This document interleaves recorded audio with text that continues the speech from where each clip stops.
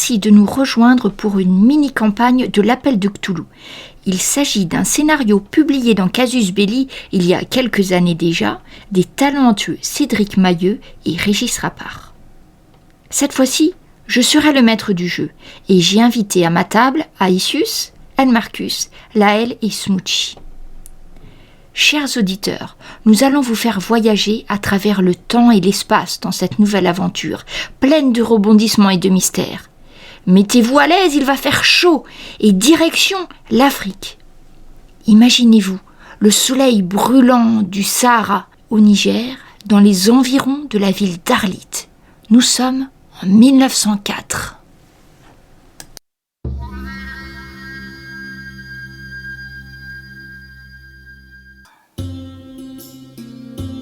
Vous êtes en Afrique.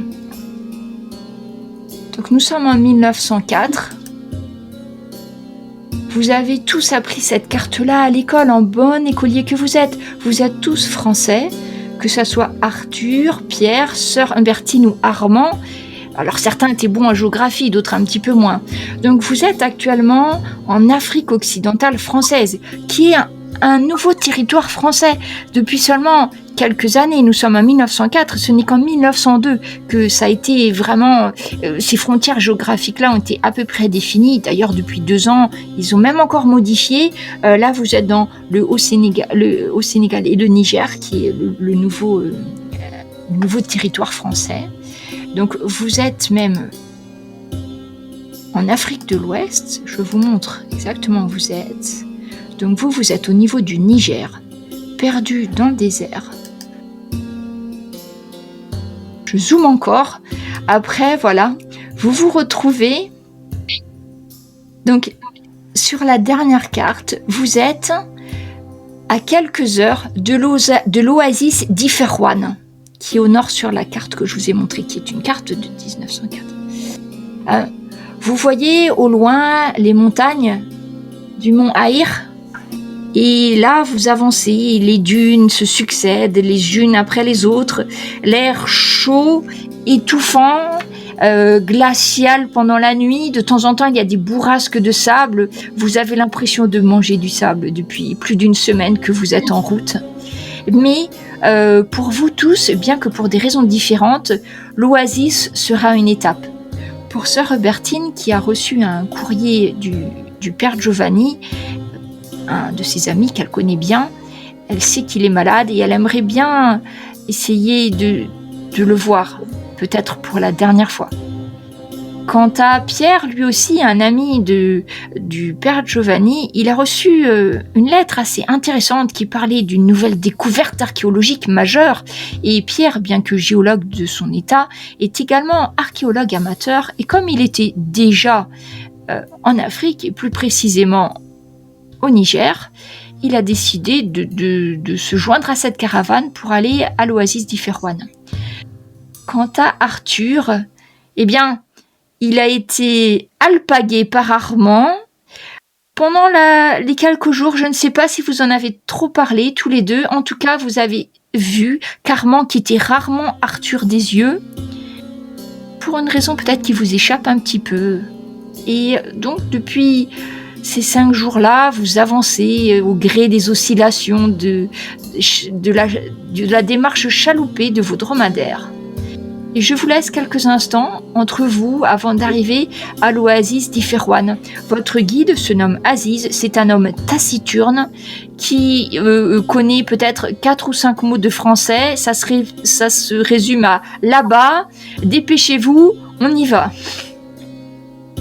Donc vous n'avez pu parler qu'entre vous, parce que la conversation avec lui a été très vite restreinte. Donc si on se tourne vers Arthur, que voit-on ? Qui voit-on ? On voit une petite silhouette frêle, enveloppée dans une tenue traditionnelle. On voit que ses yeux. Ils sont rouges et il se tient sur son dromadaire le mieux qu'il peut. Voilà, il parle pas beaucoup, il regarde, il contemple il suit le rythme, il part dans ses idées, dans ses pensées. Et parfois, vous l'entendez parler, déblatérer. On dirait qu'il fait des vers, pense des poèmes. Vous ne savez pas trop. Et depuis ces quelques jours, vous avez pu remarquer qu'il vous parle pas, en fait. Et il fume beaucoup. Pas du tabac. Et le soir, au bivouac, il sort souvent une petite bouteille, même une assez grande bouteille, où il y a un liquide verdâtre dessus, et vous reconnaissez de suite ce que c'est, je pense. Pour les hommes surtout, c'est une bouteille d'absinthe. Voilà, il est là, il est très spécial. Vous avez pas pu le cerner encore ou trop le connaître. Il vous parle pas en fait. Voilà.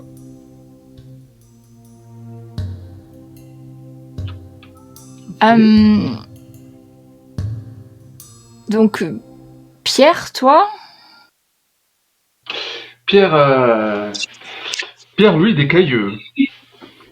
Pierre Louis Descailleux, un petit homme entre 38 ans à peu près, et de taille moyenne, assez petit peut-être, et maigre, des grandes lunettes, un grand front, enfin scientifique quoi, habillé d'un costume de voyage colonial, qui, bon, un petit peu mal à l'aise sur son chameau, il est toujours en train de s'affairer avec des cartes, de faire des relevés géographiques pour voir si on est bien sur la bonne route, ou alors il remesure certaines données, et voilà quoi. C'est pas quelqu'un de très intéressant si on n'est pas scientifique quoi. Donc, à côté de toi, sœur Hubertine. Eh bien, sœur Hubertine, eh bien, comme dit la maxime, l'habit ne fait pas le moine, là ça fait le moine, hein, c'est une bonne sœur. Qui est pas très grande, c'est une petite bonne sœur, toujours tout sourire, toujours là, elle est sur son chameau, elle prend de temps en temps son petit chapelet, dire une prière, mais elle regarde surtout le paysage. Et voilà, elle profite. Bien que ce soit pas un voyage de tout repos, mais voilà. Et donc, à côté de vous, il y a un homme à grosse moustache, plutôt taciturne. Peut-être est-ce parce qu'il ne supporte pas bien le voyage à chameau. Et pour l'instant, il n'écoute pas du tout votre conversation. Il a un problème de son, je pense. Donc, vous avancez tranquillement au gré des dunes. Vous voyez votre guide Aziz qui semble s'énerver un petit peu parce que la nuit se rapproche et qu'il aimerait bien passer la nuit dans l'oasis cette fois-ci plutôt que de le passer entre les dunes.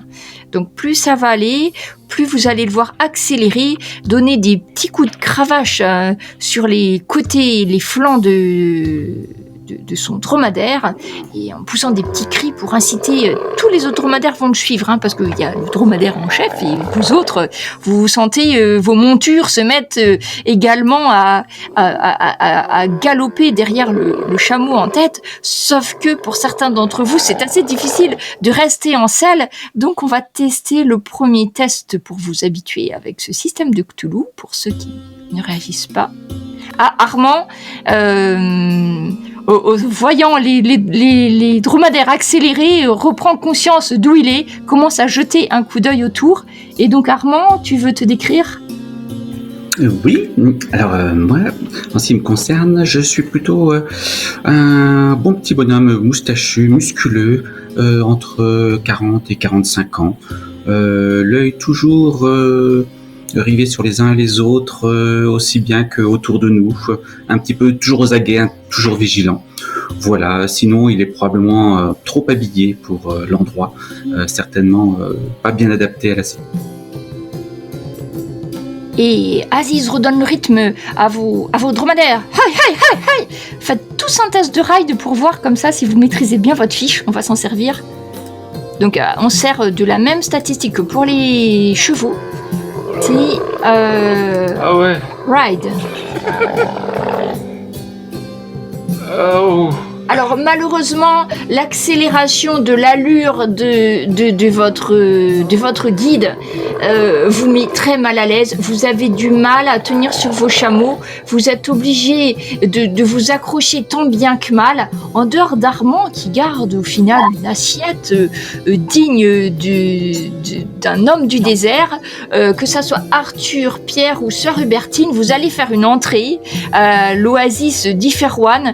Sœur Hubertine, tu as une main qui retient désespérément ton chapeau et tu es en train de glisser sur le côté droit avec ta selle.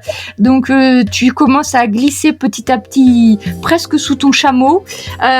Quant à Arthur, il est en train de tenir son carnet d'une main et il est en train de s'agripper avec les pieds, les dents, les bras, tout ce qu'il peut au col de son dromadaire. Et donc quand le dromadaire va stopper net en arrivant devant l'oasis, tu vas glisser de ta selle en fait, avec tout. Et quant à Pierre-Louis Descailleux, lui malheureusement est tombé de son chameau, de son dromadaire bien avant l'oasis, donc il va finir la course en se frottant le postérieur et en finissant à pied la centaine de mètres qui vous séparait de l'oasis. Quelle élégance, mes amis. Aïe aïe aïe.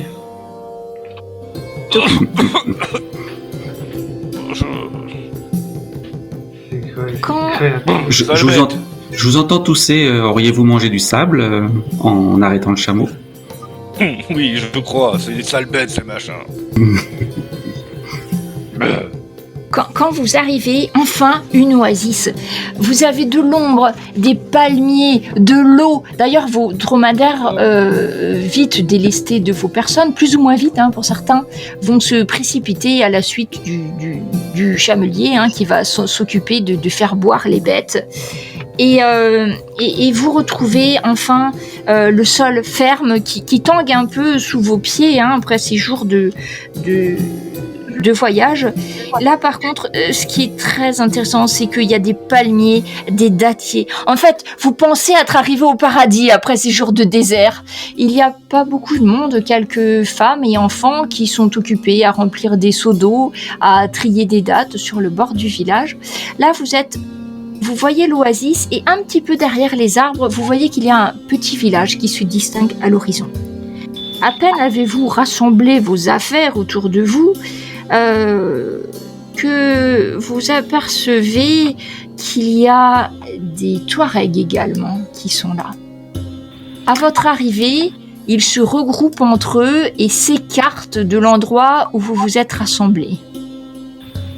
Est-il de mise de pouvoir s'immerger le visage, la tête dans l'eau fraîche à côté de ces autochtones, paysans locaux certainement? Alors, tu sais qu'effectivement, on évite l'endroit où il y a les animaux, mais que oui, tu peux au contraire te rafraîchir, boire dans le creux de tes mains et te rafraîchir sur le bord de l'oasis. L'eau est un peu brune, mais très fraîche. Oh, source de vie, redonne-moi espoir, redonne-moi fraîcheur. Et Arthur, il plonge sa tête dans l'eau.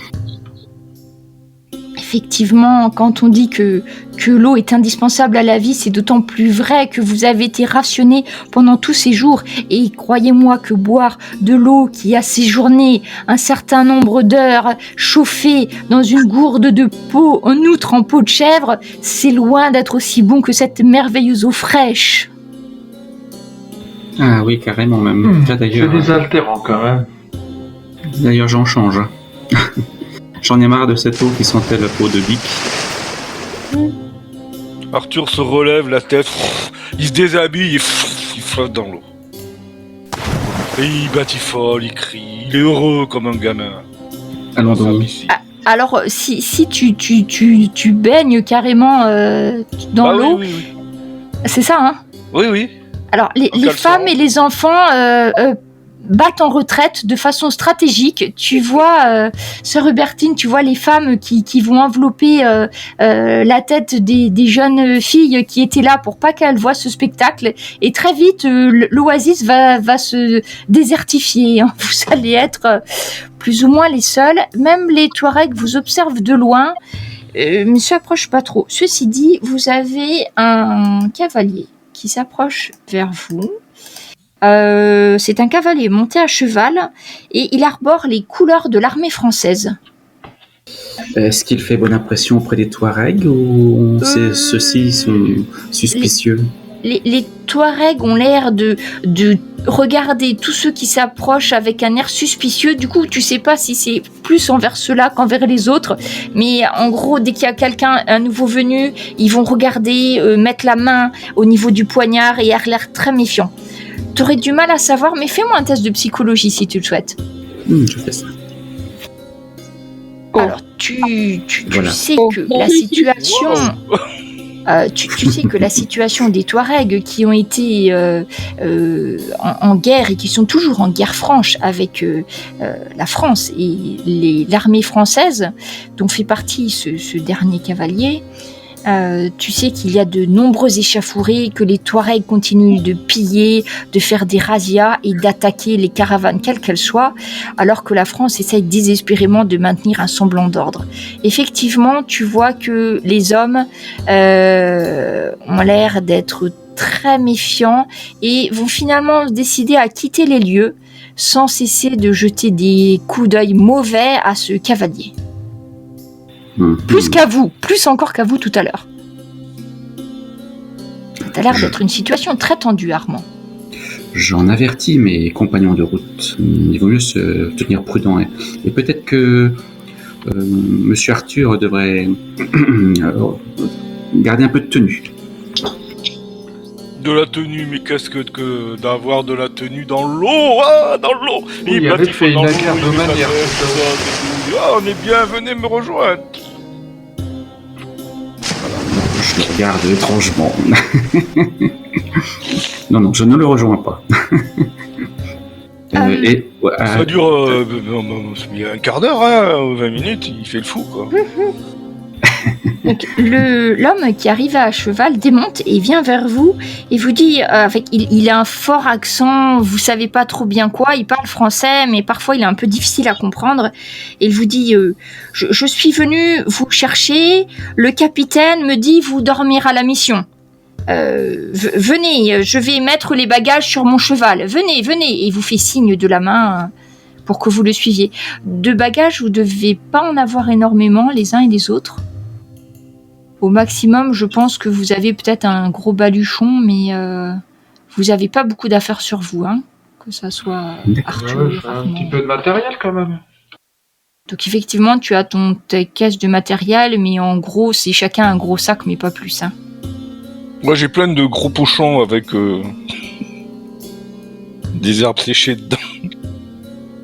Donc, l'homme qui est venu vous accueillir met plus ou moins en tasse les sacs sur le dos de son cheval.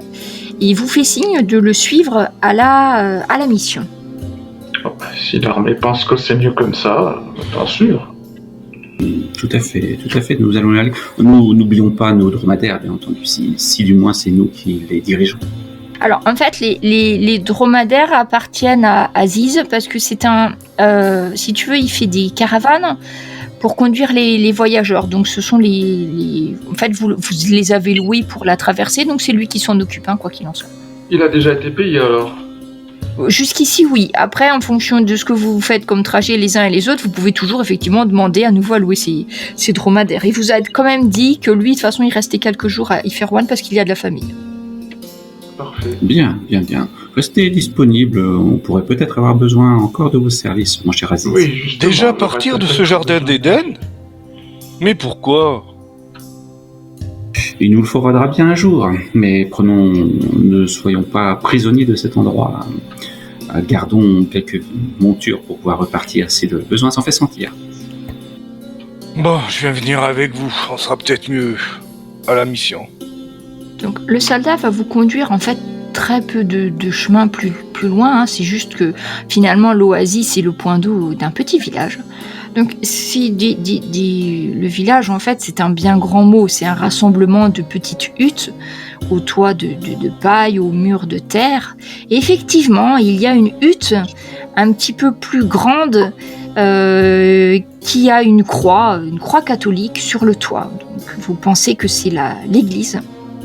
Et à côté de ce bâtiment un peu plus grand que les autres, il y a une plus petite case où va vous conduire le soldat. Il vous dit, écoutez, je vous propose d'aller à la mission. Donc la mission, c'est cette espèce de maison plus neuve que les autres, hein, qui est à côté de l'église. Le capitaine du chemin vous laisse vous reposer ce soir et vous pourrez le rencontrer demain.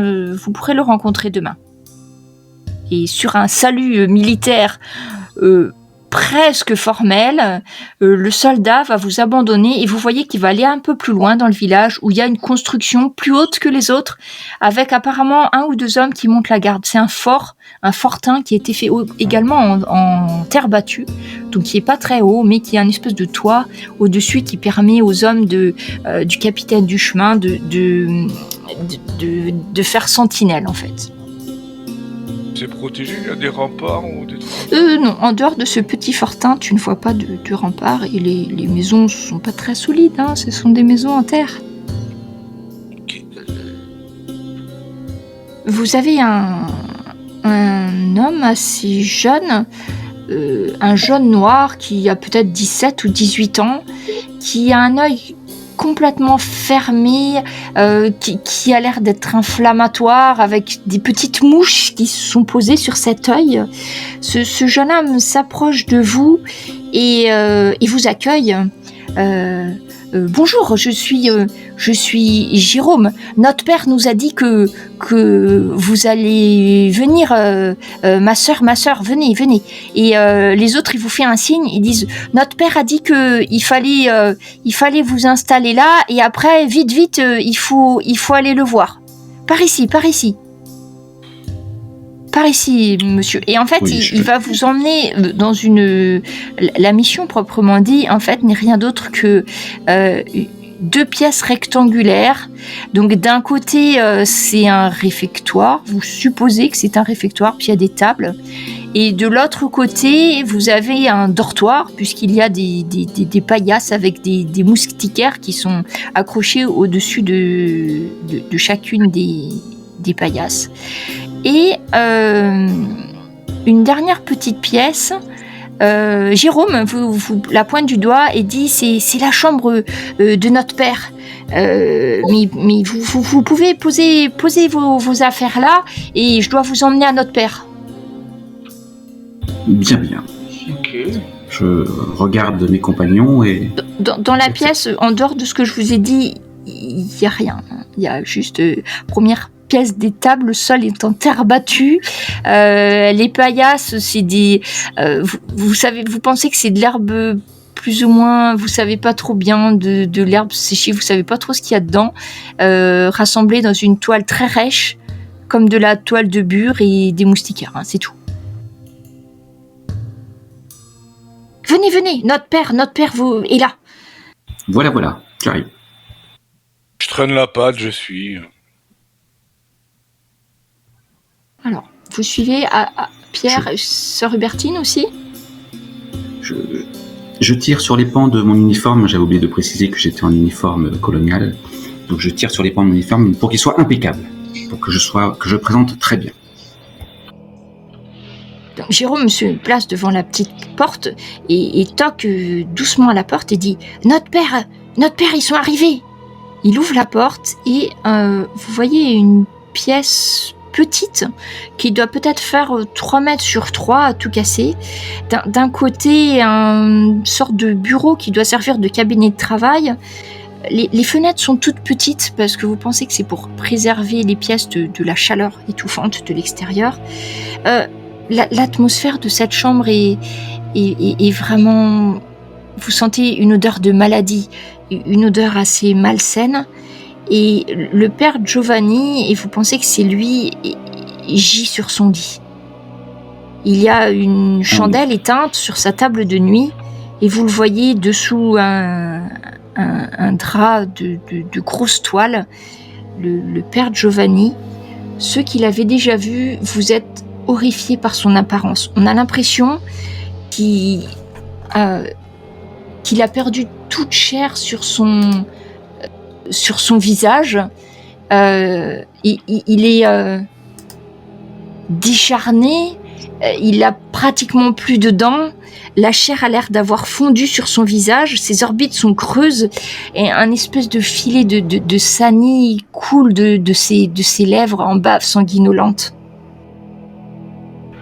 Ah non, qu'est-ce qui est arrivé? Oh, Père Giovanni. Arthur se retourne et il vomit dans un coin. Et il quitte la pièce. Effectivement, pour ceux qui ne sont pas habitués à voir des malades, ça a de quoi lever le cœur. Son état est assez impressionnant. À tel point que même toi, Sœur Hubertine, tu te demandes comment il a pu tenir jusque-là. Mais enfin, Père Giovanni, peut-il s'exprimer encore? Peut-il... Tu vois sa poitrine se soulever faiblement alors qu'il est adossé contre les oreillers. Je m'approche prudemment, hein, parce que c'est quand même... Tandis que moi, je reste à 2 pas de cet homme. Quelqu'un que je connaissais, et bon, j'évite de le toucher, mais... Oui, restez prudent. Doucement, Père Giovanni. Mais qu'est-ce qui s'est passé? Ils sont des milliers. Ils attendent dans le noir et pour passer. Mon ami. Il se tourne vers toi, Sœur Hubertine. Mon ami. Réparez mes erreurs. Le salut de mon âme. Je vous en prie. Le phonographe. Le phonographe. Il faut l'arrêter. Pour l'amour de Dieu, il faut l'arrêter. Le phonographe.